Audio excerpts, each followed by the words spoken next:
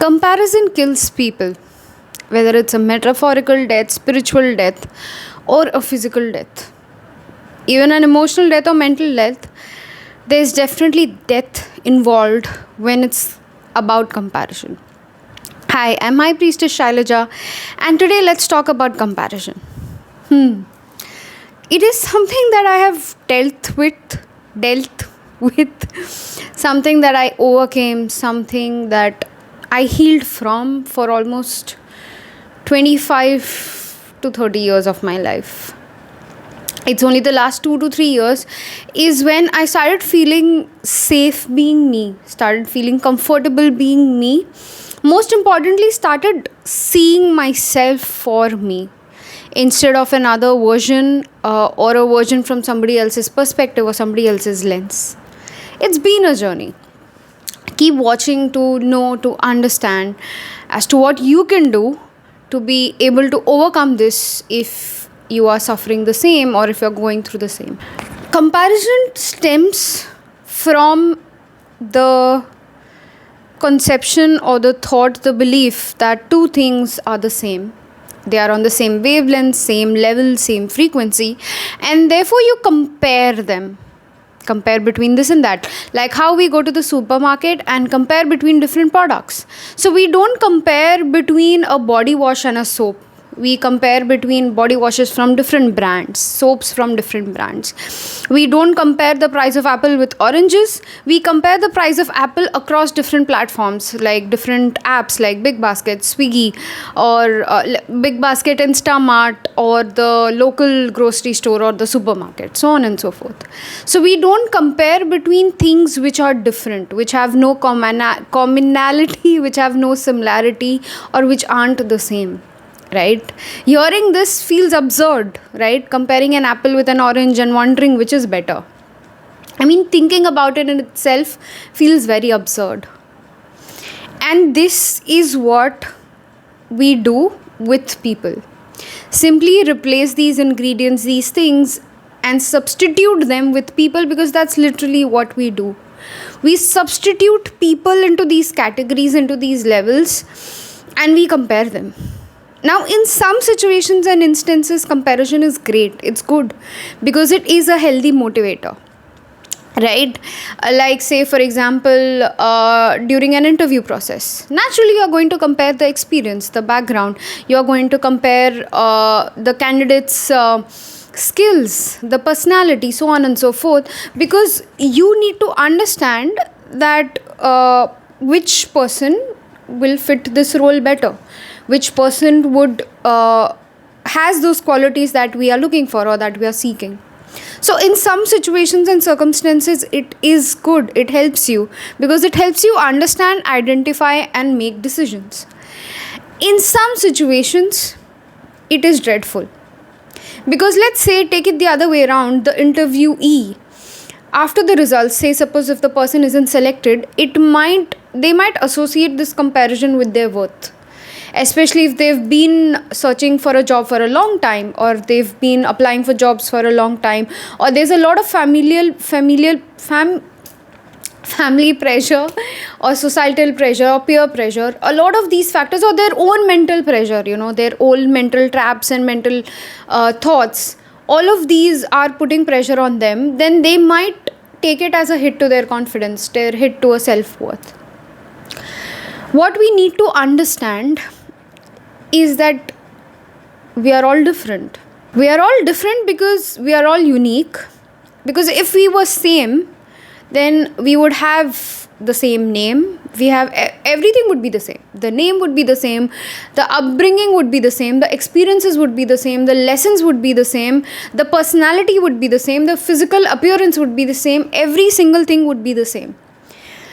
We would be clones of each other, right? This is why robots are called clones, because robots have that ability, that capacity to be copy pasted. You can create multiple robots from the same prototype, but you cannot create humans from the same prototype, right?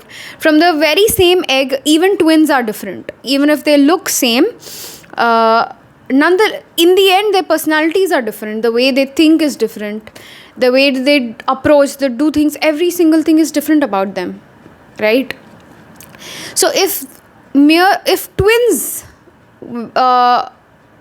by themselves like are different, then how's it that we humans tend to put all of us or most of us in one basket, thinking that all of us are the same? How? What makes us commit this mistake? And I call it a mistake because it is a mistake. How do I compare myself with someone with the premise that somebody else is the same as me or I am the same as them? Wouldn't that be unfair to both of us? Wouldn't that be unfair to the person I'm comparing myself to, as well as the person being compared to me? And both of us, the one who is comparing themselves to the other. Wow, that is some inception level thought. Let's repeat that for both you and for me. Both, it's unfair for the person being compared to, as well as the person who's on the receiving end, who's receiving the comparison. Right? Part of it is also because of societal conditioning, because from childhood, often, we are, most families or most people focus on being the first in class. If you're in a race, if you're in a competition, if you're in a contest, or if we are at home. I think the very first instance that I remember is when when I started drinking milk as a child, and my parents would often say, and not just me, I've heard also for the kids around me, that kaun pehle finish karega. In Hindi, in English it means that who will finish the drink first.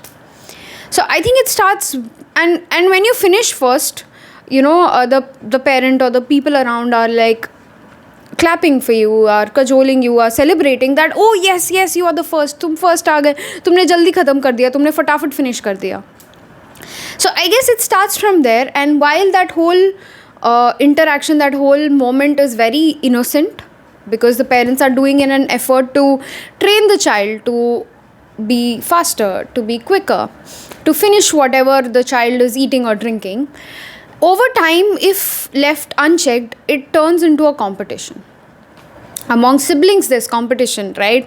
I have grown up in circumstances where my peers and I at times have heard this comparison, wherein this person is like this, and what about you? And the way to approach this might have been different parents. Some parent was probably stern about it, strict about it, abused, in the sense verbal abused, shamed, guilt tripped the child. And some parents were in general asking and approaching with love, with comfort, that what happened, you have potential and you can do this, and what is the reason behind not doing it, so on and so forth.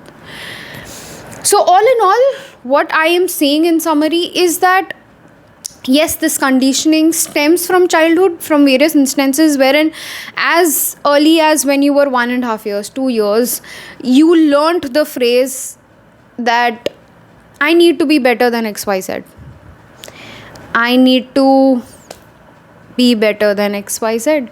And, hearing that instantly, like, I felt sadness for my younger self. I'm grieving for my younger self because, for the 1.5, 2-year-old, it felt an insurmountable pressure, because she felt like she had to live up to a certain expectation. Because she realized that when she lives up to that expectation, there are people around you who love you. There are people around you who accept you, who celebrate you. People who celebrate your existence because you fulfilled a certain criteria or an expectation of theirs. What is it that you can do now that you're aware of this? It starts first and foremost with acknowledging that you are different. A choice. You need to make a choice. And you need to acknowledge that first and foremost, that you are different from the other eggs in the basket. You are different from the other fruits and vegetables. And you are a different human being altogether. And as I say this, 11:11 on the timer. So you are different, and yes, because as I said, if you were meant to be like someone, you would be a clone. You would have their name, that personality, their experiences, their upbringing, their wisdom. Every single thing would be copy pasted. And you would be the same version of theirs. But you are not. Even if you share a name with someone, like I have many Priyas in my contact list. There's Priya, there's Priyanka, and there are different peoples with different surnames, starting with Priya in my contact list. And even if I have no two Priyankas and no two Priyas are the same, those two people are wildly different. And I have wildly different relationships and connections with them. So if this is the case, then what's the whole point of comparison? Or rather, what's the whole point of comparison to the extent of undermining your worth? To the extent of undermining your confidence, to the extent of summarizing that, okay, I've faced rejection now, or if I don't live up to this expectation, I cease to exist. What's the whole point of this? I guess I will leave you with that thought now, because I feel that there's a lot to unpack in this video. And for those of you who are watching, some of you had many epiphanies and aha moments throughout the videos, and you need time to process that. So as I mentioned, we will continue this in another video, either in a part 2 or a separate video altogether about comparison. And we will uncover this layer by layer, because I am not in a hurry, and neither do I want you to be in a hurry. We'll take our time and we'll do it at our pace, because we are building a strong foundation. We have our own pace, we have our own cycles, we have our own frequency, our own wavelength, and our own clocks.